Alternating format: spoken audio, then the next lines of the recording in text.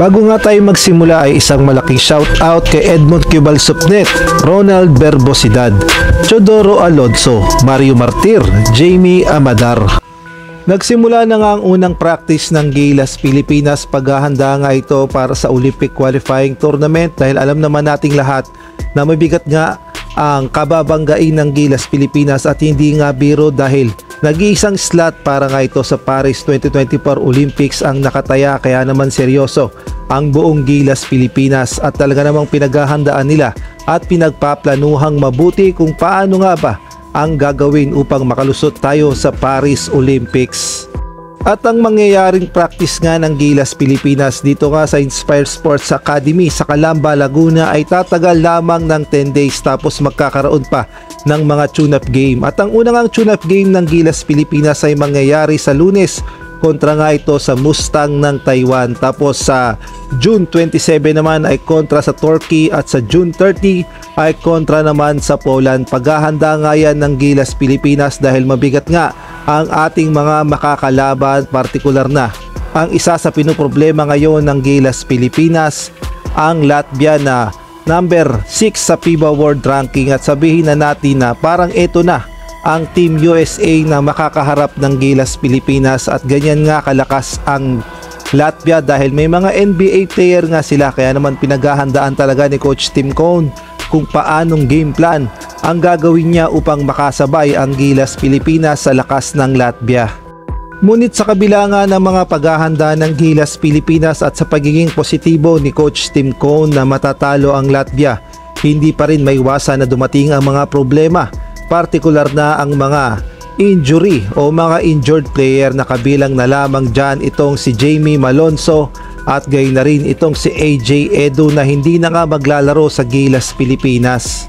At eto pa nga ang isang bad news, kababalita nga lang na itong si Scottie Thompson, ang point guard ng Gilas Pilipinas, ay hindi na rin maglalaro sa Gilas Pilipinas sa Olympic Qualifying Tournament.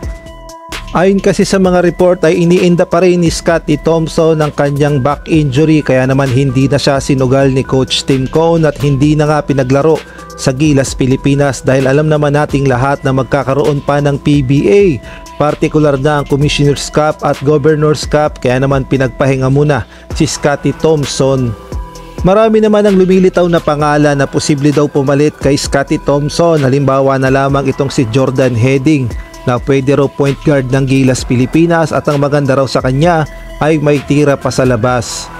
Ngunit ang talaga namang sinisigaw ng Gilas Pilipinas fans na pwede raw talagang pumalit at saktong-sakto sa sistema ni Coach Tim Cone, walang iba kundi itong si Renz Abando na alam naman nating lahat na napakaganda ng ipinakitang performance ng FIBA World Cup. Masasabi nating all-around package na talaga itong si Lakay Renz Abando at ipinakita niya na kayang-kaya niya ang opensa, depensa at kayang-kaya niya rin mag-point guard, small forward. Lahat na ata ay nasa katangian na ni Renz Abando. Kaya naman sinisigaw ng maraming Gilas fans na si Renz Abando na ang ipalit kay Scottie Thompson sa Gilas Pilipinas. Total daw ay hindi pa naman nagsisimula ang Jones Cup. Pwede pa raw hiramin itong si Renz Abando sa Strong Group Athletics at papayag naman daw ang Strong Group Athletics dahil nakasalalay naman sa Gilas Pilipinas ang kapalaran natin na makapasok sa Olympics, kaya naman pwede pa raw makapaglaro itong si Lakay sa Gilas Pilipinas. Ngunit didepende pa rin nga yan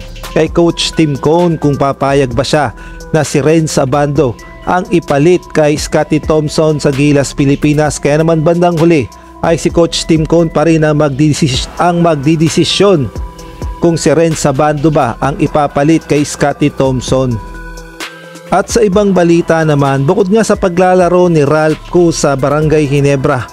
bilang small forward, good news nga dahil sinasama siya ni Coach Tim Cone sa mga practice ng Gilas Pilipinas. Kaya naman marami nga ang nagsasabi na si Ralph Koo daw ang aspiring na maging Gilas Pilipinas, kaya naman hinahanda daw siya ni Coach Tim Cone dahil nakikita nga ni Coach Tim Cone ang potensyal ni Ralph Koo dahil napakaganda nga ng ipinakita niyang performance ng All Filipino Cup at meron din nga siyang tira sa labas. Siya nga daw ang tinatawag na, sabihin na nating, modern shooter ng Gilas Pilipinas. At marami din ang nagsasuggest na baka naman daw pwede siyang ipalit kay Scottie Thompson.